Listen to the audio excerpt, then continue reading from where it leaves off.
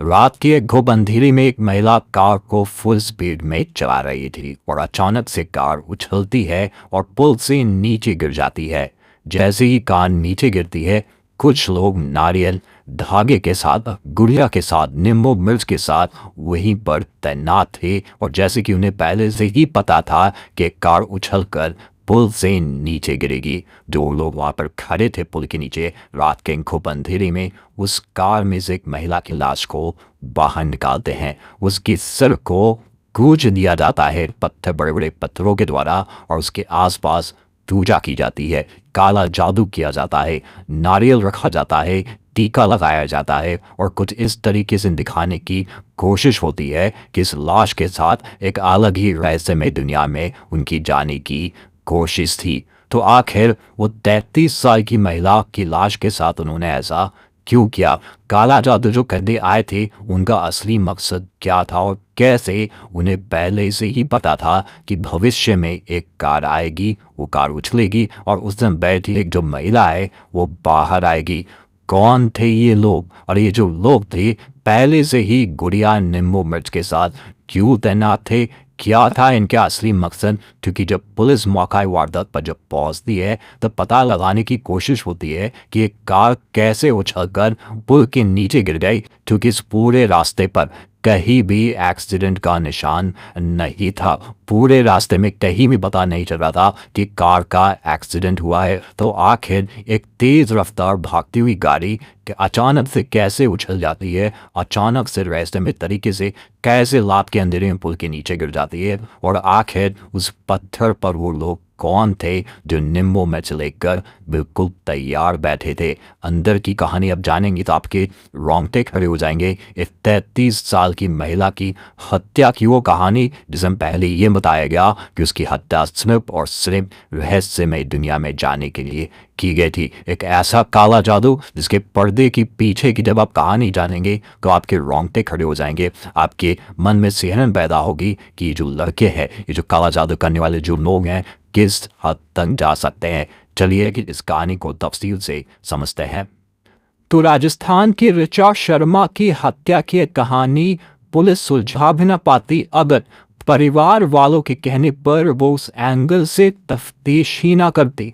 दरअसल 3 फरवरी साल 2019 को राजस्थान के सागवाड़ा से एक शख्स जो है वो करीब रात के 3 बजे पुलिस स्टेशन में कॉल करता है और कहता है कि साहब, ये जो नदी है कोमला नदी, यहाँ के पुल के नीचे जो नदी बनी हुई है वहाँ पर एक गाड़ी जो है बेहद बुरी तरीके से पलटी हुई है और एक औरत हमें वहाँ पर दिखाई दे रही है।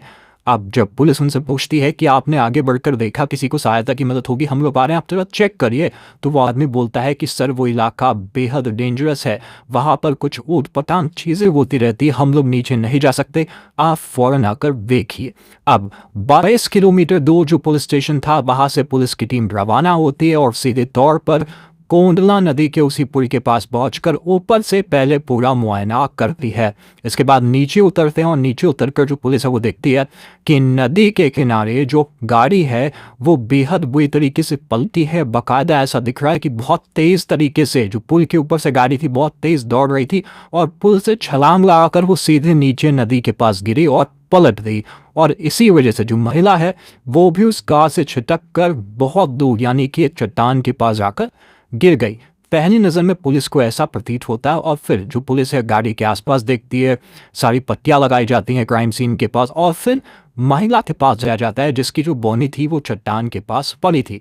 अब जब उसको पलटा जाता है तो दिखता है कि जो उसका चेहरा है बहुत बुरी तरीके से बिगाड़ दिया गया है, कुछ निशान बनाए गए हैं, उसको उछला गया है।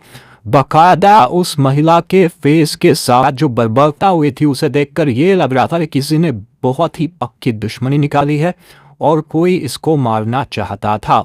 तो पहली नज़र में दूर से जो केस पुलिस को एक्सीडेंट का लग रहा था कि पुल से जो है ओवर स्पीडिंग हुई है जिसकी वजह से कार गिरी है, वो अब हत्या में बदल जाता है। इसके बाद महिला की बॉडी को उठाया जाता है, वहाँ पर जितनी भी फॉरेंसिक टीम है उनको बुलाया जाता है, जांच पड़ताल की जाती है, उस एरिया में जो कहते हैं ना नाकाबंदी पूरी कर दी जाती है वो की जाती है। अब इधर होता क्या है कि महिला की पहचान करनी थी। पुलिस उसकी जो लाश थी उसको पोस्टमार्टम हाउस तो भेज देती है, लेकिन अब ज़रूरत थी कि आखिर वो महिला है तो है कौन। अब इधर पूरी रात जो है पुलिस वाले मशक्क़त करते हैं, पता लगाने की कोशिश करते हैं कि कोई महिला जो है घर से गायब हुई है कि नहीं हुई है। तो ऐसे में 4 फरवरी 2019 को उसी जिले के थाने में एक महिला जो है उदयपुर से आती है, जिसकी उम्र महज 40 साल है। वो थाने में पहुंचकर बोलती हैं कि उनके जो सिस्टर हैं वो 3 फरवरी को सुबह 11:30 बजे घर से निकली थी अपने बेटे को ये कहकर कि करीब वो 1-1.5 घंटे में आ जाएंगी, लेकिन वो रात भर घर नहीं लौटी और अब दिन भी हो गया, आधा दिन निकल गया 4 तारीख का, वो अब तक घर नहीं लौटी हैं। पुलिस को जब ये इन्फॉर्मेशन मिलती है तो वो तार जोड़ते बोलते हैं कि हो ना हो जिस महिला की हमें लाश मिली, एक कार मिली पलटी हुई, हो सकता है वो इनकी सिस्टर हो। अब इसी के लिए शिनाख्त कराई जाती है, मौशूरी जाया जाता है। पुलिस वहाँ पर दिखाते हैं कि देखिए क्या आपकी बहन है, हालांकि चेहरा बहुत बिगड़ा हुआ है, आगे हम जांच पड़ताल करेंगे, टेस्ट करवाएंगे, लेकिन उसके पहले आप कपड़ों और इससे शिनाख्त करिए जितना भी पहचान पा रहे हैं। जैसे ही वो बॉडी देखी जाती है, उससे कपड़े, उसका लॉकेट, उनकी चूड़ियाँ, अंगूठी, जो भी चीज़ें उन्होंने पहनी होती है, जो कार होती है, जैसे ही वो जो 40 साल की महिला वहाँ पहुँची थी, वो सभी जब चीज़ें देखती हैं तो सीधे तौर पे कहती हैं कि सर ये तो मेरी बहन है जो गायब हो गई थी, जो 3 फरवरी को 11:30 बजे घर से निकली थी, ये वही है। अब इतना पता लग जाने के बाद पोस्टमार्टम हाउस में जो टेस्ट वो पोस्टमार्टम कराना था उसके लिए पुलिस भेज देते हैं, साथ ही साथ बाकी टेस्ट भी कराते हैं ताकि लाश की पक्की शिनाख्त हो सके तो ये उनकी सिस्टर ही हैं। अब ऐसे में पुलिस को पूरी कहानी जाननी थी, पुलिस को पता लगाना था कि आखिर इस महिला का कत्ल कौन कर सकता है, क्योंकि पहली ही नज़र में जब पुलिस ने ऋचा की बॉडी देखी तो समझ में आ गया था कि एक्सीडेंट तो नहीं है।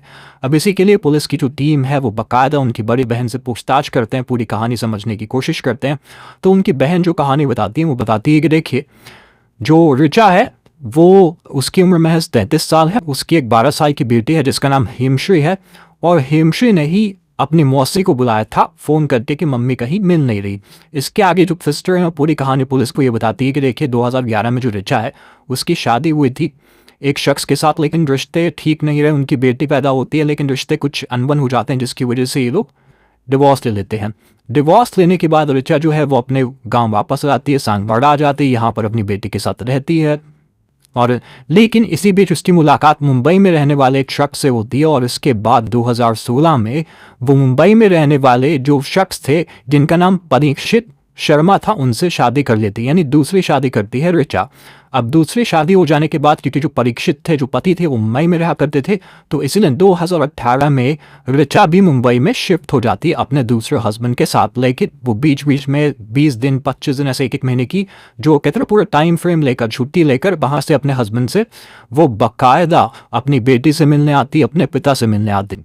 लेकिन इधर हुआ कुछ ऐसा कि जो ऋचा के दूसरे पति परीक्षित थे उनकी पहली बीवी जो थी वो कैंसर से पीड़ित थी और आखिरी वक्त में जो ऋचा के सेकंड हस्बैंड परीक्षित थे वो चाहते थे कि वो अपनी बीवी के आखिरी वक्त में साथ रहें पहली बीवी के, और वो कैंसर से पीड़ित है तो उसी के साथ समय बिताएं।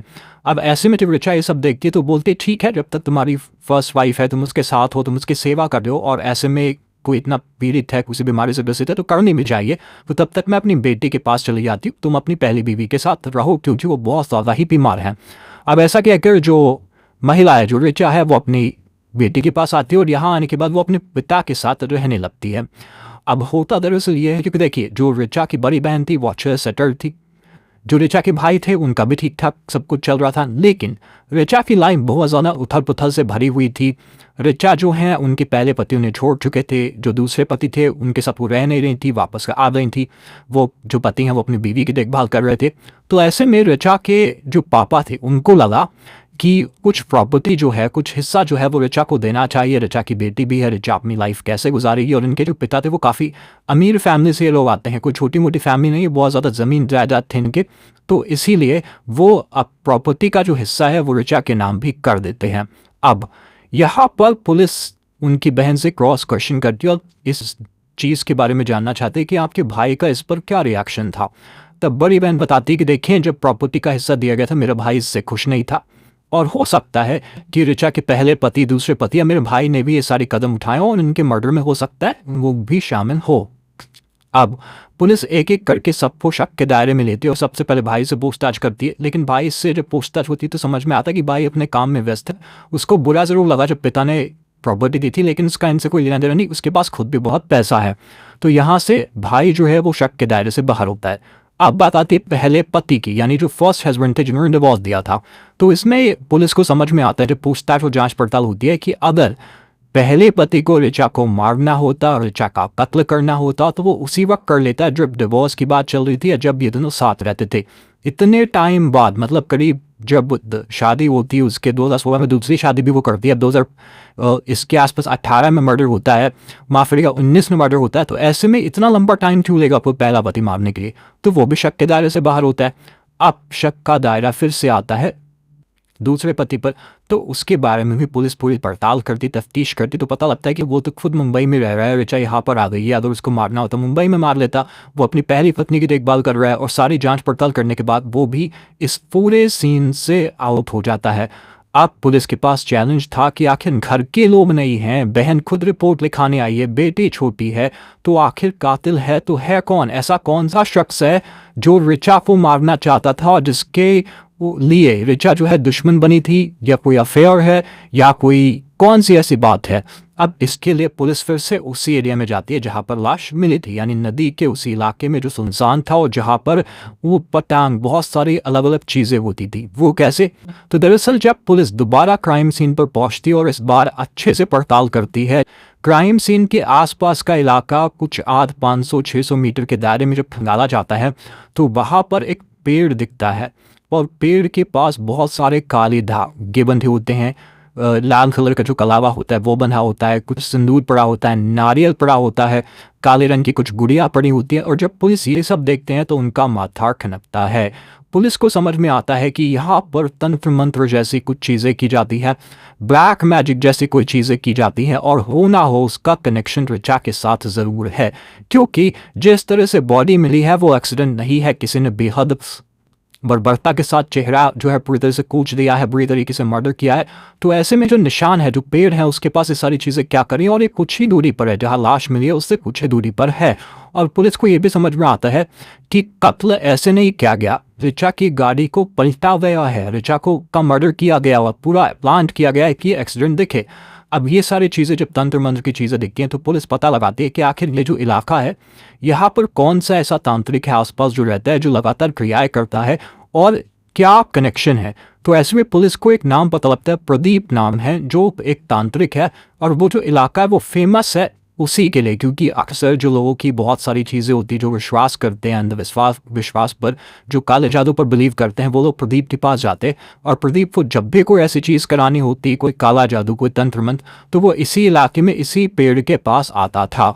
पुलिस जब आसपास के लोगों से और सारी चीज़ों की जांच पड़ताल कर लेती है तो अब प्रदीप कुमार के पास सीधे पहुंचती है और प्रदीप कुमार के घर का दरवाज़ा खटखटाकर सीधे पूछती है कि इस औरत को जानते हो, इसका नाम ऋचा है।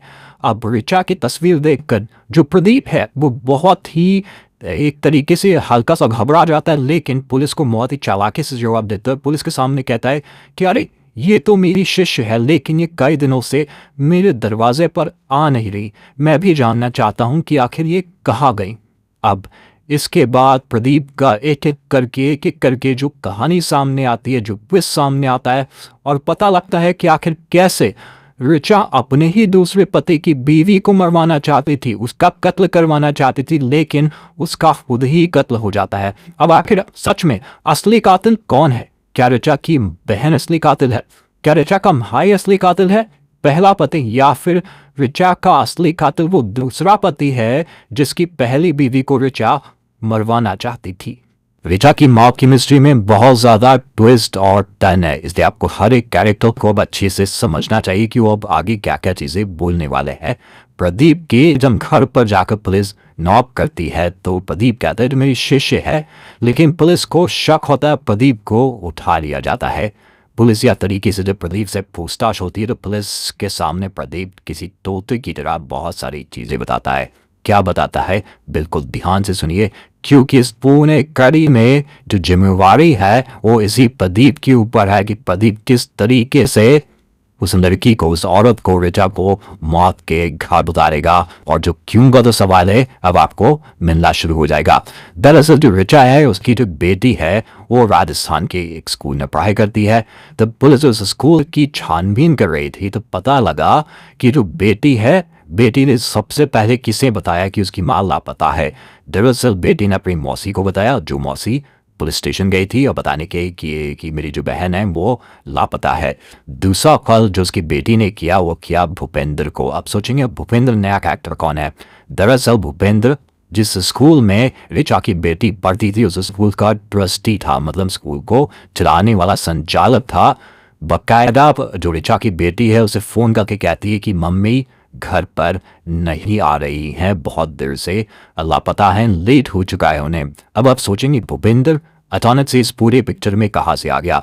तो दरअसल जो बेटी है, बेटी का मानना था कि जो भूपेंद्र सर है वो मम्मी के बहुत ज़्यादा करीबी हैं, अच्छे दोस्त हैं। पुलिस को जब पहली बार ऐसी लीड मिलती है तो पुलिस भूपेंद्र की कुंडली खंगालने की कोशिश करती है कि क्या ऋचा और भूपेंद्र में कोई संबंध है। तो पता क्या लगा? पता ये लगा कि ऋचा ने 30 लाख रुपए भूपेंद्र को मदद किया था पैसे लेकर, तो उसकी मुश्किल हालात थे और इसीलिए भूपेंद्र हर बार कुछ महीने बाद एक मोटा इंटरेस्ट या ब्याज अक्सर ऋचा को दिया करता था। अब भूपेंद्र को लगा कि मुझे अगर इस इंटरेस्ट से बचना है, मुझे इस पैसे से बचना है, तो क्यों ना मैं ऋचा को रास्ते से हटा दूं। तो इसलिए भूपेंद्र प्रदीप के पास जाता और कहता है कि कुछ ऐसा टूना टोटका करो या काला जादू करो जिससे ऋचा मुझसे पैसे मांगे ही ना। अब ऐसे में प्रदीप के पास सबसे बड़ा सवाल था कि ऋचा को अपने चुंगल में कैसे फंसाया जाए। जो प्रदीप है, जो तांत्रिक है, वो तांत्रिक कहता है कि एक बार मुझे इस ऋचा नाम की औरत से मिलवाओ। भूपेंद्र बाकायदा ऋचा को लेके जाता है प्रदीप के पास और कहता है कि महाराज जिससे हम मिलना चाह रहे थे ये वही औरत है। लेकिन वहाँ पर बैठते ही ऋचा सबसे पहले ये कहती है कि महाराज मैं आपके पास एक दरख्वास्त लेके आई हूँ, मेरे पास बहुत सारी उम्मीदें हैं, आप क्या उसे पूरा कर सकते हैं? महाराज कहते ही ठीक है बताइए।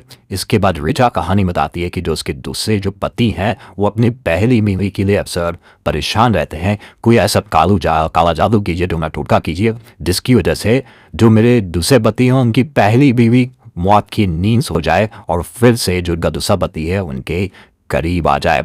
अब क्योंकि कैंसर की बीमारी से अक्सर ग्रसित थी और जो ऋचा के दो दूसरे हस्बैंड की जो बीवी थी, और अचानक से काला जादू के नाम पर उनकी मौत हो जाती है। यहाँ पर ऋचा को लगता है कि बाबा तो बहुत ज़्यादा सिद्धि पाए हुए हैं, इनकी कहने पर तो बहुत सारी चीज़ें बड़ी आसानी से हो जा रही है। इसके बाद भूपेंद्र को छोड़कर ऋचा हर दूसरे तीसरे हफ्ते बाबा के पास पहुंच जाती, तांत्रिक के पास पहुंच जाती, कहती कि मेरे परिवार में कुछ दिक्कतें हैं। अब क्योंकि धीरे धीरे मामला सब कुछ सही होता जा रहा था तो ऋचा का जो विश्वास था बाबा के प्रति डगमगाने लगा। तो इस पर ऋचा के घर पर अचानक से कुछ हड्डियां फेंक दी गई तांत्रिक प्रदीप के द्वारा। अब लगातार जब हड्डियां फेंकी जा रही थी तो फिर उसके बाद जो ऋचा है बाबा के पास पहुंचती हैं कि बाबा मेरे घर में लगता है कोई काला जादू कर रहा है, कुछ तंत्र मंत्र कर रहा है, आप कुछ ऐसा चमत्कार दिखाइए कि मेरे घर पर ऐसी चीज़ें ना आए। इसके बाद बाबा कुछ काला जादू मंत्र फूंकते हैं और हड्डियां आना बंद हो जाती, वही हड्डियां जो खुद तांत्रिक प्रदीप उसके घर पर फेंका करता था। अब यहाँ से जो अटूट बंधन था इन दोनों के बीच में बहुत ज्यादा बढ़ने लगा। तांत्रिक की हर एक बातों को ये ऋचा गान बांध लेती और वही करती जो तांत्रिक प्रदीप बोलता। अब यहाँ पर एक कहानी तो चल रही है, तो वहीं पर जो भूपेंद्र है, जो स्कूल का ट्रस्टी है जिसने 30 लाख रुपए लिए ऋचा से, वो बार बार बाबा जी से कहता कि बाबा जी जादू टोना कीजिए, मुझे पैसे नहीं लौटाने हैं ऋचा को, ऋचा का दिमाग इस तरीके से ब्रेन वॉश कीजिए कि मुझसे पैसे ले ही ना। अब यहाँ पर तांत्रिक प्रदीप को लगा कि उसके दोनों शिष्य हैं, एक तरफ भूपेंद्र है, दूसरी तरफ ऋचा है, क्यों ना दोनों से मोटा मुनाफा कमाया जाए। इसलिए उसने बाकायदा भूपेंद्र से 1.5 लाख रुपए लिए। किस लिए? कि मैं तुम्हारा जो मंत्र है, जो तुम चाहते हो ऋचा तुम्हें पैसे ना दे, 1.5 लाख रुपए दो, सारी चीजें तुम्हारी मन की मनोकामनाएं पूरी हो जाएंगी। बाकायदा 1.5 लाख रुपए भूपेंद्र दे देता है। अब यहाँ पर कहानी में ट्विस्ट ये कि जो ऋचा है वो भी 2.5 लाख रुपए देती है किसे? तांत्रिक प्रदीप को। क्यों? क्योंकि जो ऋचा है उसका ये कहना था बाबा जी से कि बाबा जी देखो मैंने जीवन में हर चीज़ पा लिया है, पति भी मेरे पास आ गया है, मेरी बेटी भी अच्छी पढ़ाई लिखाई कर रही है, अब मेरे पास संपत्ति भी है पिता की, तो अब मैं चाहती हूँ कि जो भूपेंद्र की जो स्कूल में जो प्रॉपर्टी है मुझे 30 लाख रुपए उससे नहीं चाहिए, मुझे भूपेंद्र से सिर्फ और सिर्फ स्कूल में उसकी जायदाद चाहिए, स्कूल में कुछ हिस्सा चाहिए, 25% 30% का हिस्सा चाहिए, ताकि मैं पूरे जीवन भर बैठ के आराम से स्कूल की कमाई को खा सकूं। दूसरी जो दरख्वास्त ये की कि भूपेंद्र को कोई और कर्ज देने वाला ना बने, क्योंकि भूपेंद्र कहीं और से पैसे लेकर उसका जो ऋण था वो चुका देगा। तो उसकी 2 ख्वाहिशें थी, इसलिए 2 ख्वाहिशों के लिए तांत्रिक प्रदीप ने 2.5 लाख रुपए मांगे। एक तरफ 1.5 लाख रुपए, यहाँ पर 2.5 लाख रुपए, दोनों से उसने 4 लाख रुपए गबन किए। इसके बाद क्योंकि भूपेंद्र स्कूल मालिक था, उसकी जायदाद ज़्यादा बड़ी थी, तो उसने सोचा कि क्यों ना रास्ते से ऋचा को ही हटा दिया जाए। बाकायदा एक दिन और प्रदीप, जो तांत्रिक प्रदीप है, ये कहता है कि तुम्हें भूपेंद्र के स्कूल में प्रॉपर्टी चाहिए थी, एक काम करो, रात में अगर हम तंत्र मंत्र करेंगे, चांदनी रात में करेंगे, तो हो सकता है तुम्हारी जो मनोकामना है पूरी हो जाए, इसलिए मैं जैसा कहूँगा उस वक्त उस जगह पर पहुँच जाना। इसके बाद रात की 12 बजे जो तांत्रिक प्रदीप है उसे एक पुल के नीचे बुलाता है। जो ऋचा है अपने घर पर या अपनी बेटी को कह कर जाती है कि मैं महज 1 घंटे के अंदर वापस आ जाऊंगी, लेकिन ये नहीं बताते कि कहाँ जा रही है। जैसी रात की 11:30 बजे वो निकलती है अपने घर से, प्रदीप सबसे पहला कॉल किसे करता है? ऋचा की बेटी को फ़ोन करके कहता है कि बेटा तुम्हारी मम्मी निकल गई है घर से। बेटी कहती है हाँ अंकल वो तो निकल गई हैं। और फिर प्रदीप पूछता है कि तुम्हारी मम्मी कहाँ जा रही तुम्हें पता है? बेटी कहती है मुझे नहीं पता, मम्मी ने कहा कि वो जल्दी आ जाएंगी 1 घंटे के अंदर, लेकिन वो ये बता के निकली है कि फ़ौरन कहीं भी जा रही है लेकिन तुरंत आ जाएंगी। प्रदीप को लगता है कि उसका जो प्लान है बिल्कुल अच्छे तरीके से काम कर रहा है, क्योंकि परिवार में किसी को पता ही नहीं है कि जो ऋचा है वो कहाँ जा रही है। इसके बाद रात के खूब अंधेरे में पुल के सामने आकर कार रुकती है, कार का दरवाज़ा खुलता है। वहाँ पर प्रदीप के साथ 2 लोग और मौजूद थे। उस जगह पर ऋचा से कहा जाता है कि ऋचा तुम एक थाल लेकर आराम से धीरे धीरे रात के अंधेरे में जो नदी नीचे जो बैरिज पर जो पत्थर है वहाँ पर चलते चलते आओ, वहाँ पर तुम्हें आकर साधना करनी है। इसके बाद ऋचा तांत्रिक प्रदीप के कहे मुताबिक, क्योंकि उसके मुताबिक जो ऋचा के लग रहा था कि पिता की प्रॉपर्टी मिल गई, पति उसके पास है, बच्चे अच्छी पढ़ाई लिखाई कर रहे हैं, तो इस बार वो की प्रॉपर्टी की लालच में वो तंत्र मंत्र में इस तरीके से पागल हो चुकी थी कि बीच नदी में जाकर वो पत्थर के चट्टान के ऊपर बैठती है और आंखें बंद कर कर तपस्या करने लगती है।